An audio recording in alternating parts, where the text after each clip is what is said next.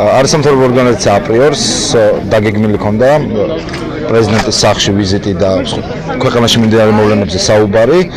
შემდეგ ბატონი ვაი ბიზნესმენის განცხადებით, როცა მან განაცხადა, რომ უნდა შეჭრილიყო და რაღაც სააკაშვილის ქონებისთვის ხელყოფა უნდა გაეკეთებინა, ჩვენ ეს შეხვედრა არ გადავდეთ არანაირად, იმიტომ რომ თვლით, რომ ჩვენ უნდა გავაგრძელოთ საუბარი იმაზე, თუ როგორ გამოვიყვანეთ ჩვენი ქვეყანა იმ ვითარებიდან და იმ გასაჭირიდან, რომელშიც ბიძინა ივანიშვილმა და მისმა მთავრობამ ჩააგდო, მოგრძანდა კიდევაც ეს ბატონი და ჩვენ მას არ მივცემთ არანაირ ნებას შევიდეს მიხეილ სააკაშვილის სახლში.